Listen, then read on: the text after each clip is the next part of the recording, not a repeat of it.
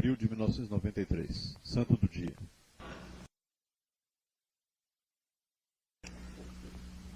Senhores, imaginem, meus filhos, um palácio admirável. Um palácio tão admirável que, se vós não tivesses conhecido, pelo menos em fotografia, vossa mente não seria capaz de imaginá-lo. Nem a vossa mente, tão jovem e ainda inexperiente da vida, como a minha mente, tão experimentada da vida e tendo conhecido tantas coisas, se eu não tivesse visto esse palácio, eu não poderia imaginá-lo. Imaginem que esse palácio fosse mostrado para um colega vosso. E o colega dissesse: mas que palácio lindo, que fotografia maravilhosa. Você não poderia me emprestar isso durante alguns dias para eu levar para casa, para eu ver um pouquinho, para eu olhar? Os senhores perguntariam: mas por que olhar isto? Qual é a vantagem? Se não sei, eleva minha alma. Vendo esses palácios, esses mármores, essas tapeçarias, esses móveis, vendo o prédio na sua beleza, na sua distinção, em sua imponência, a minha alma como que sobe. E eu sinto necessidade disto. Porque tudo no mundo contemporâneo abaixa, deprime, avilta, corrói, destrói, decepciona. Agora eu contra algo que produz o efeito contrário na minha alma. Isto é um remédio. Para mim, ter uma cópia dessa fotografia, se você pudesse me dar uma cópia dessa fotografia, seria a maior obra de caridade que pode haver, porque eu fico encantado com esse palácio. Os senhores imaginam, imediatamente diriam isso. Diriam o seguinte, no seu íntimo: esse rapaz tem vocação para TPP.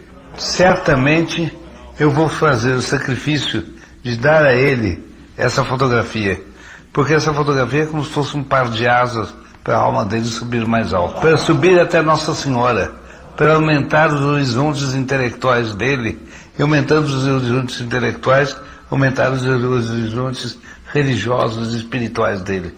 Olhando esse palácio, eu já tive essa reflexão: se esse palácio não é uma imagem do céu na terra, este pobre coitado que não tem ideia do céu, olhando para esse palácio, não poderá sentir-se mais elevado para o céu, onde eu quero tanto que ele vá?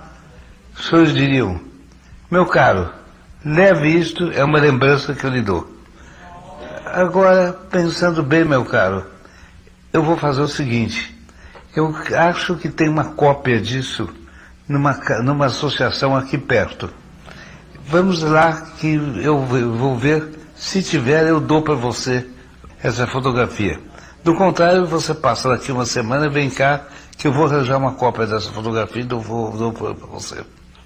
O rapaz, daí uma semana, os senhores passam pela saúde, mostram para o rapaz um pouco aquilo, o rapaz fica simpatizando com aquilo tudo, mas não entende bem o que é que está se passando com ele.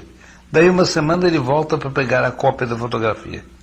Os senhores convidam ele para fazer um jogo, para assistir uma palestra, etc, etc. E por coincidência, a conferência é sobre o palácio de que ele gostou tanto. Saem umas projeções, ele sai com a alma cheia, mas uma resolução floresceu no seu espírito: eu vou voltar aqui. Eu vou voltar aqui porque aqui se tratam de coisas, se mostram fatos, se dizem coisas que minha alma procurava sem eu saber, que eu queria encontrar sem saber o que é que eu queria encontrar. Há muita coisa por detrás e por cima desse palácio. O que será? Ele pergunta para um dos senhores: o que é que há por trás e por cima disso? E um dos senhores responde: era o caso de ouvir a minha resposta, você dobrar o joelho. Atrás e por cima disto existe a Santa Igreja Católica Apostólica Romana. É já a Santa Igreja? Mas está tanta igreja por aqui? Não, mas a igreja é uma coisa que não se confunde com as igrejas.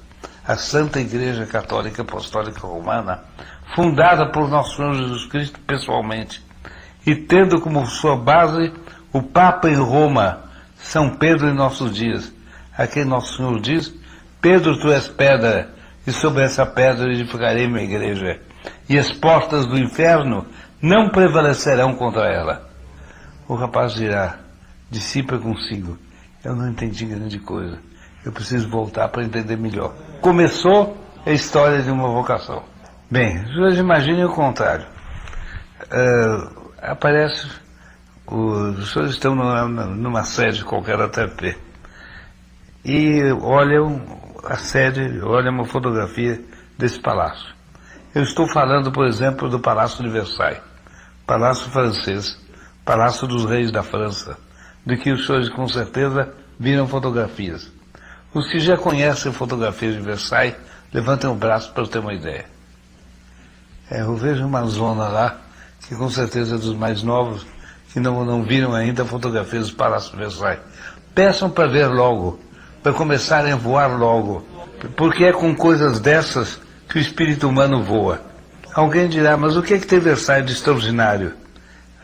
Eu respondo, Versailles é uma obra de Deus. Alguém dirá, de Deus não, do engenheiro Mansart, de Luís XIV, o rei, que mandou Mansart fazer os planos e construir o palácio. Deus não entrou em nada para disso. Mas de dentro da poeira de uma sepultura se levanta a figura de Dante Alighieri, o grande poeta da Divina Comédia, que dá a resposta. Versailles é filha dos homens, mas os homens são filhos de Deus. E as obras dos homens são netas de Deus. Versailles é um neto de Deus.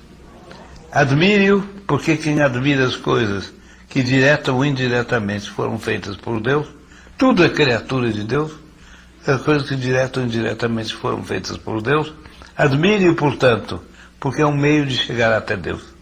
E São Paulo, ali perto, responde, se nós não amamos a Deus, a quem conhecemos, se nós não amamos as criaturas terrenas que nós conhecemos, como é que amaremos a Deus que nós não conhecemos? É preciso a gente, para amar a Deus que nós não conhecemos, é preciso nós amarmos as criaturas terrenas que nós conhecemos. Versailles é uma criatura de Deus. Amemos Versailles para amarmos inteiramente a Deus. Isso é uma visão das coisas. Há uma outra visão das coisas. Os senhores imaginem que os senhores estejam num ônibus ou num metrô e folheando um álbum.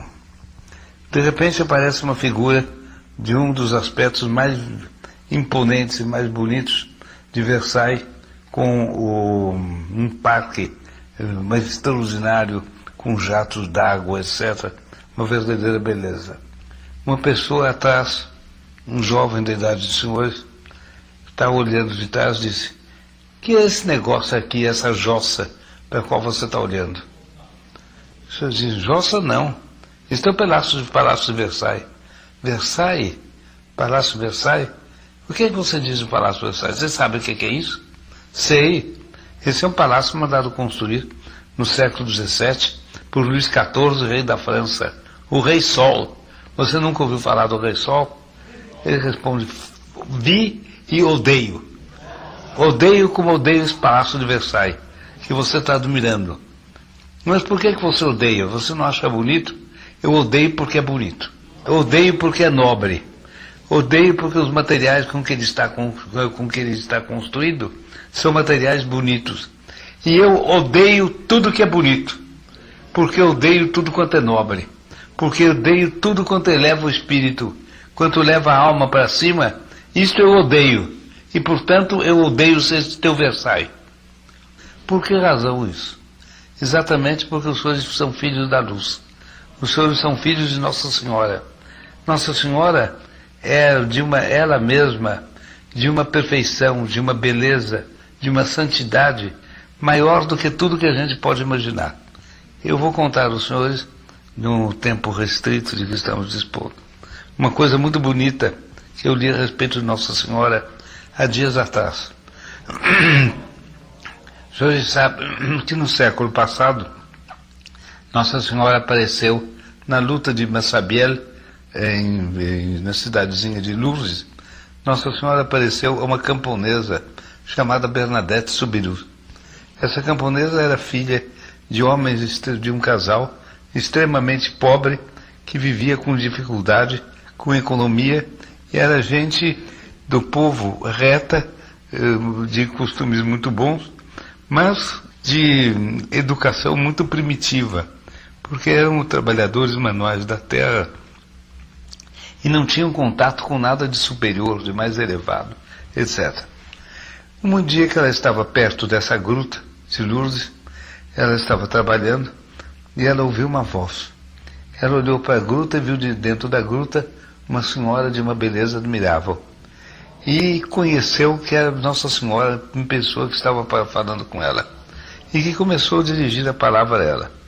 Ela, com toda simplicidade, começou a falar com Nossa Senhora também, com mãos postas, na atitude de quem reza, e Nossa Senhora deu a ela uma série de explicações a respeito de vários pontos de religião, etc, etc. E depois acabou recomendando que arranhasse a terra ali onde ela estava, que começaria a aparecer água. Que quando a água aparecesse, a água se tornaria mais abundante e de um simples filão passaria a ser uma abundância, uma corrente de água forte e grande. E que, com o uso dessa água, muitas pessoas se curariam. E que seria um lugar onde Nossa Senhora seria muito glorificada. Bernadette imediatamente começou a arranhar o chão, que era uma terra comum, como poderia ser um pedaço de terra aqui do parque. E com o espanto dela, ela viu que de repente começou a minar água de dentro daquele lugar. E começou a aparecer um regato, etc, etc, e formou-se o tal curso de água, etc. E Nossa Senhora deu a ela uma recomendação complementar que não é fácil de compreender. Junto àquela água havia um pouco de erva, mas dessa erva que dá no campo, num campo onde ninguém plantou nem trabalhou nada, uma erva que nasceu de uma semente que o vento deixou ali e acabou-se. Bem, que comesse alguma coisa daquela erva quando bebesse água. E a Santa Bernadette, sempre muito humilde, muito dócil, etc., pegava então um pouquinho da erva e comia. E depois falava com Nossa Senhora, etc. E assim houve várias visões que Santa Bernadette, na ingenuidade dela, contava para o povo, para todo mundo. E então, cada vez que estava marcada uma visão de Nossa Senhora, o número crescente de pessoas aparecia para ver a visão. Nossa Senhora não aparecia para outros, a não ser para Santa Bernadette. Mas Santa Bernadette falava com ela. E não se ouvia a resposta de Nossa Senhora. Mas ela falava de tal maneira que se percebia que ela estava vendo alguma coisa. Que ela estava olhando e vendo alguma coisa. E agora, o bonito é isso. Eu estava ali no livro que eu li isso, estava o depoimento de um padre que dizia o seguinte, que ele tinha sido um padre mais mundano do que seria normal, que ele tinha frequentado altos salões da alta sociedade, que ele tinha tratado com gente de muita categoria, que ele tinha visto, portanto, senhoras de muita finura e de muita distinção, que ele nunca tinha visto um sorriso tão bondoso, uma atitude tão fina, tão distinta e tão amável num rosto feminino, do que em Santa Bernadette, quando ela falava com Nossa Senhora, ou Nossa Senhora falava com ela. Que não havia marquesa nem duquesa francesa que tivesse algo de que se comparasse com a elevação de Santa Bernadette. Que quando acabava a conversa, ela voltava imediatamente para a fisionomia tosca de uma simples camponesa. Mas que quando Nossa Senhora falava com ela, e ela com a Nossa Senhora, ela se nobilitava inteira e ficava de uma distinção extraordinária. Esse pequeno pormenor das aparições de Lourdes mostram bem quanto Nossa Senhora e, portanto, quanto Deus, que está infinitamente acima de Nossa Senhora, quanto Deus ama tudo aquilo que é distinto, tudo aquilo que é nobre, tudo aquilo que se parece com a Mãe Santíssima dele, a mais pura, a mais perfeita das criaturas que ele tenha feito, de maneira que nem o sol é mais brilhante do que ela, nem a lua é mais doce do que ela, nem as estrelas são mais cintilantes do que ela, nem nada, nenhuma criatura, em nenhum sentido, é mais do que Nossa Senhora. Nossa Senhora é mais do que todas as criaturas. E por isso mesmo, eu ainda ouvi hoje à noite cantar no São Bento uma canção a Nossa Senhora, em que era chamada, se não me engano, isto, Palatium Trinitatis, palácio onde habita a Santíssima Trindade. Ela é comparada a um palácio porque o Deus Nosso Senhor, Jesus Cristo, logo depois de ter encarnado, habitou dentro dela. E durante todo o tempo em que se deu a gestação e o corpo sagrado do Nosso Senhor esteve sendo gerado por ela, e desenvolvido por ela até o momento do nascimento, durante todo esse tempo, ela foi o palácio de Cristo na terra. Ela foi um palácio mais excelente, mais magnífico do que todos os palácios de todos os reis, do que tudo que se possa imaginar. Porque foi feito para abrigar aquele que é o próprio Deus, Verbo de Deus emanado. Isso posto, os senhores imaginem o que é que os senhores devem achar do jovem que simpatizava com os palácios. Mas o que é que os senhores devem achar do jovem que detestava os palácios? E é ou não é verdade que são dois estados de espírito, duas mentalidades completamente diferentes? E é ou não é verdade que se nós imaginássemos dois grupos de homens que entrassem em luta, um contra o outro, porque um ama tudo quanto é verdadeiro, bom e belo, e o outro porque detesta tudo quanto é verdadeiro, bom e belo, nós teríamos uma luta tremenda, parecida com a luta entre São Miguel Arcanjo e os anjos bons, de um lado, os demônios capitaneados por Satanás, do outro lado. A partir do momento em que Satanás se levantou contra Deus, ele odiou a Deus.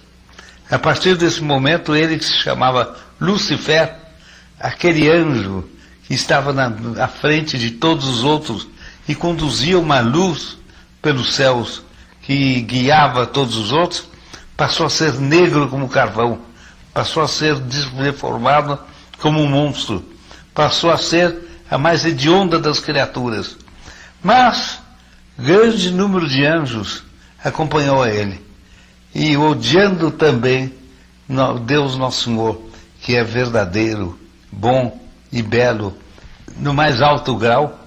Nosso Senhor não é apenas verdadeiro, Ele é verdade. Nosso Senhor disse de si: eu sou o caminho, a verdade e a vida. Portanto, Ele é a bondade, Ele é a beleza, a formosura. Nosso Senhor, odiado por Satanás e pelos seus sequazes, nós não podemos deixar de ser os inimigos de Satanás e de seus sequazes, como somos os amigos dos anjos bons, a testa dos quais estava São Miguel Arcanjo, símbolo magnífico do princípio da disciplina e da ordem, e que vendo Satanás se revoltar contra Deus, teve esse brado magnífico: quem como Deus? Quer dizer, você é Lúcifer, você até pouco era o primeiro, mas porque você não amou a Deus, você passou a ser o último, ente abjeto, colocado depois de todos, condenado a um castigo eterno e perfeito. Perfeito no sentido de que tudo em você é gemido, tudo em você é sofrimento, tudo em você é desprezível, merece a vergonha, é dor, e você se contorce nessa dor, e você é tão ruim que se Deus te perdoasse e te oferecesse o céu, você não queria, para estar no inferno, para não contemplar a eterna vitória de Deus. Miserável, cala-te e vai para os teus infernos. Eu não suporto a tua presença na terra. Vá logo. Essas considerações resumem o sentido da Revolução Francesa. tudo aquilo que se fez no sentido católico antes da Revolução Francesa, todos os elementos de verdade, de bondade, de beleza que havia na Terra antes da Revolução Francesa, foram construídos, foram ordenados, foram organizados por gente que tinha o espírito voltado para Deus. Gente que era segundo Deus e que amava o verdadeiro, o belo e o bom. Pelo contrário, em sentido oposto, a Revolução Francesa foi a explosão de ódio daqueles que detestavam tudo quanto é grande, tudo quanto é belo, tudo quanto é verdadeiro, tudo quanto é bom, e queriam organizar um mundo chulo, desordenado, imoral, sem fé, em uma palavra, um mundo muito parecido com o mundo de hoje. A Revolução Francesa foi uma revolta desses espíritos soprados pelos espíritos das trevas, foi uma revolta dos homens que se deixaram dominar pelo inferno para acabar com tudo quanto era de grande, de belo, de bom na Terra. E por isso eles não queriam que houvesse mais reis, não queriam que houvesse mais rainhas, não queriam que houvesse mais palácios, não queriam que houvesse mais nobres, não queriam que houvesse mais grandeza, nem beleza. Eles estragaram aqueles parques, quebraram aqueles objetos do palácio, ou roubaram para vender para antiquários, etc.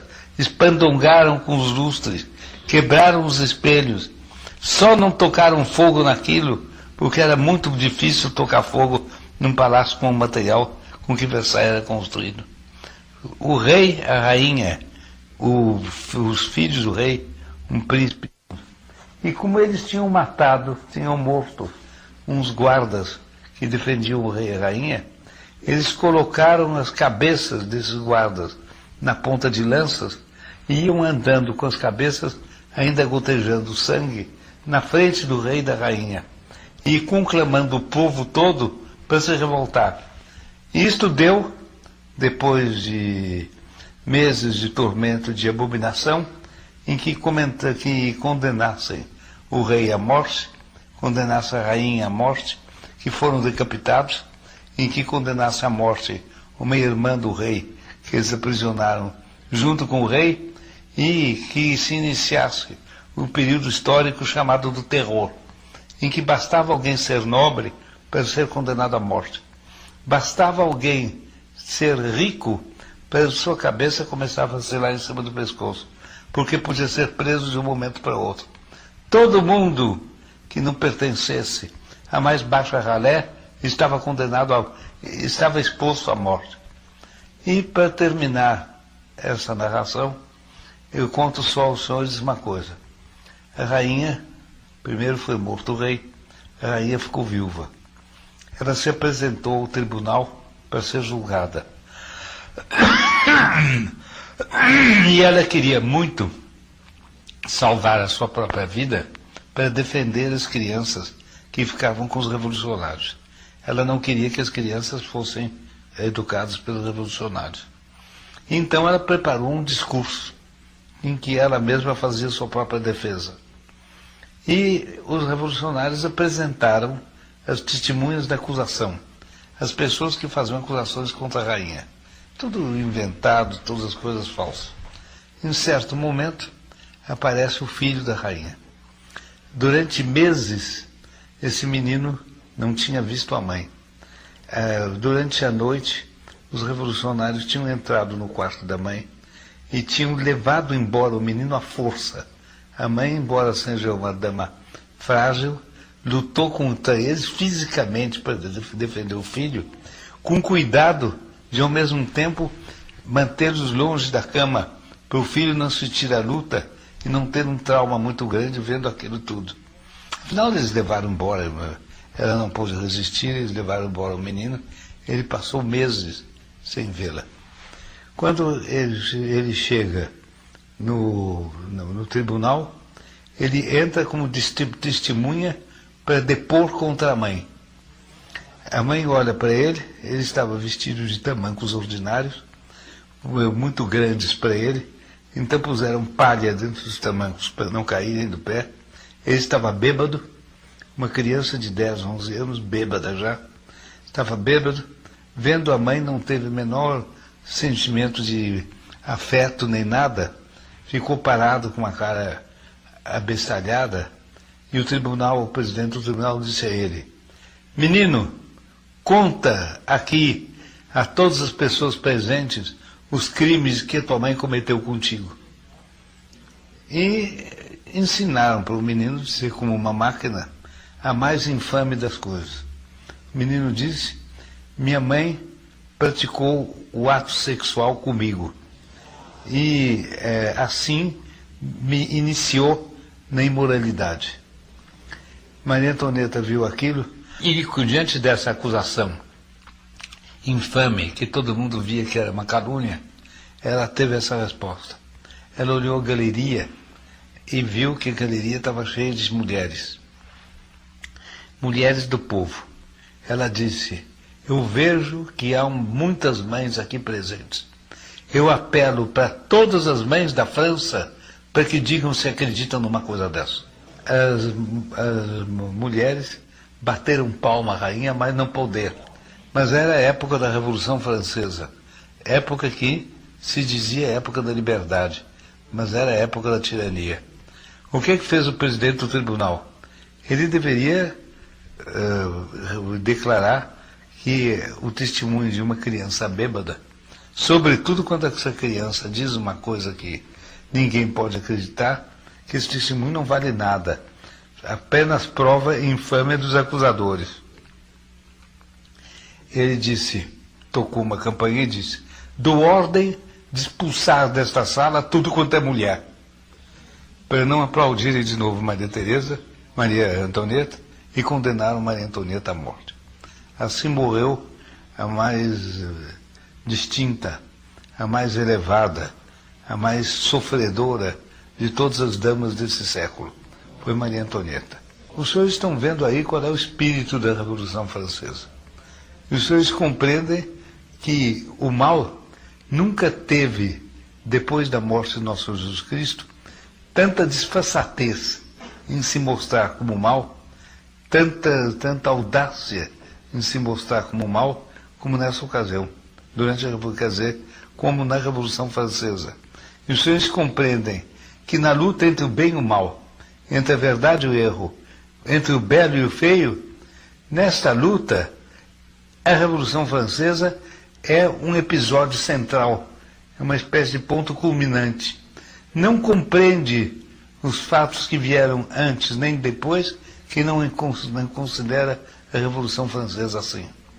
A Revolução Francesa pode ser considerada, nesse ponto, como um grande e horrível livro, no qual, entretanto, se aprendem coisas terríveis, mas verdades admiráveis.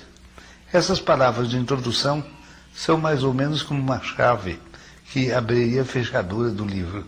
O livro está aberto. Em outra ocasião, folhearemos as páginas dele.